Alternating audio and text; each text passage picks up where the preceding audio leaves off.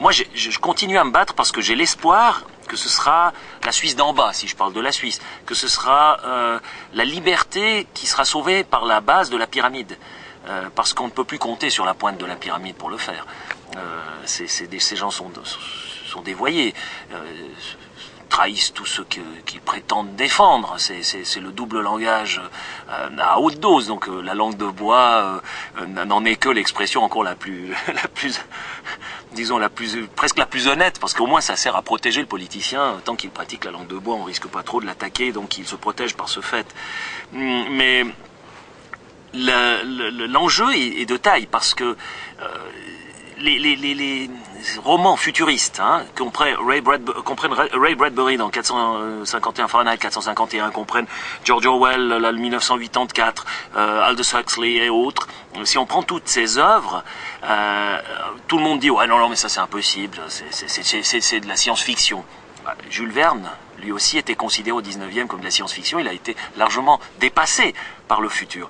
Donc j'ai vraiment la crainte que ce genre de société nous pendonne si nous ne nous méfions pas. Et c'est le terrible paradoxe de ce que je vis actuellement. C'est que d'un côté, au fond, je me sens pris en sandwich entre ce pouvoir occulte-là que vous décrivez, qui au fond va instaurer le chaos, pour ensuite jouer au pompier pyromane. C'est-à-dire, je crée l'insécurité, j'élimine les frontières, je fais un énorme brassage explosif, et ensuite, je vais établir une sorte de contrôle absolu du citoyen, de police de la pensée, avec des puces électroniques de nos jours, on peut faire beaucoup de choses, etc., etc. On va pousser encore beaucoup plus loin le principe. Finalement, l'être humain sera transparent pour le pouvoir, juste peut-être pas jusqu'au niveau des pensées, mais on aimerait bien encore aller jusque-là. De nos jours, on essaye encore d'introduire le contrôle par le téléviseur, l'ordinateur, etc., où on transmet constamment finalement des valeurs, et par l'image, qui est un mode de manipulation particulièrement efficace, parce que si vous manipulez les gens par le texte, eh bien, vous réveillez dans la personne qui reçoit votre texte, parlé ou écrit, vous réveillez en lui les centres de résistance qui vont justement lui permettre de résister à ce que la manipulation que je suis en train de pratiquer. Parce qu'il va réfléchir à ce que les propos de mon interlocuteur sont valables, est-ce qu'ils tiennent la route, est-ce qu'ils c'est intelligent, ou est-ce que non, ça tient pas la route, c'est incohérent, etc. Donc, en manipulant par le langage, l'autre, je lui donne une chance de résister par le langage. Parce que c'est en même temps l'arme et la rétorsion possible.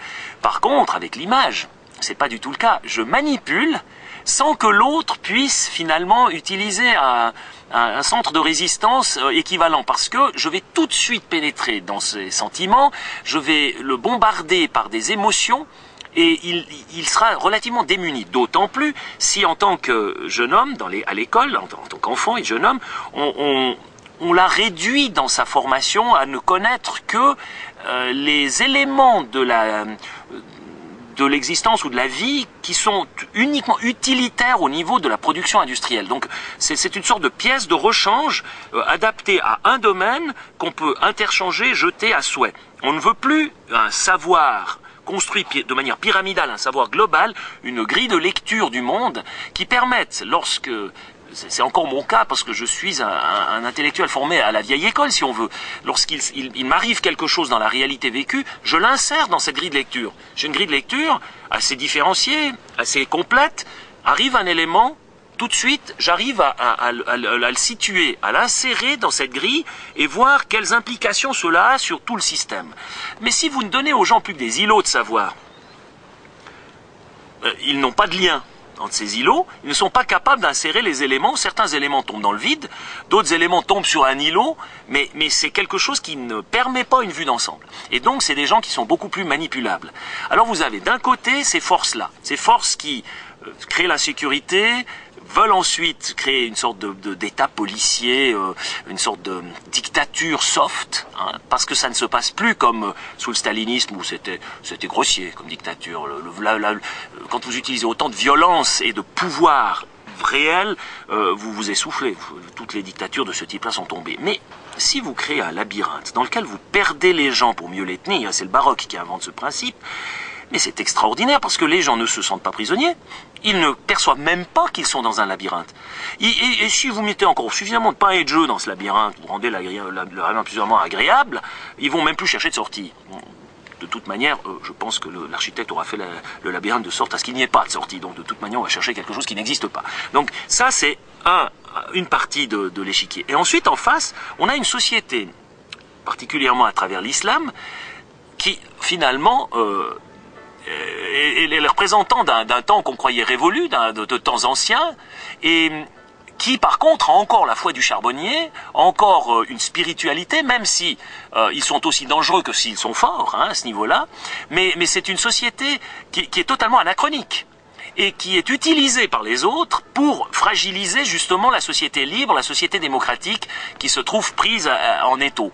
Maintenant, ce qu'il y a d'intéressant avec les musulmans à leur vision du monde, c'est que eux au moins ont encore des convictions, il faut le leur reconnaître. Eux, ils ont encore la foi du charbonnier, eux, ils sont encore capables et prêts à mourir pour leur foi, ce qui les rend d'ailleurs tout aussi admirables que dangereux, hein, tout autant admirables que dangereux. Mais c'est aussi alors là, une sorte de dogmatisme extrême, une sorte de conquête au nom d'un principe abstrait, ce en quoi en fait il ressemble à tous les totalitarismes que nous avons vécus. Je pense que le dogme islamique est un dogme totalitaire dans son essence. Et je ne vois pas comment on pourrait construire une démocratie à partir de cette idée-là.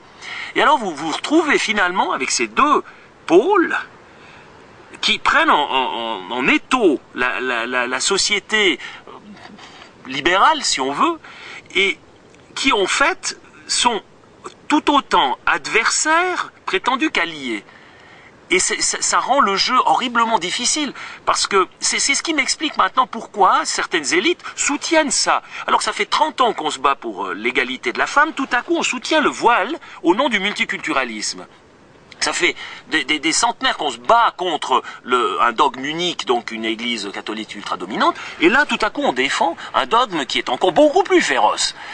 Tout ce qu'on ne pardonne pas au pape, on le pardonne à un imam. Je veux dire, on arrive à une situation qui est totalement absurde et qui n'a pour raison d'être que le désir d'installer, comme vous le dites, un pouvoir finalement planétaire.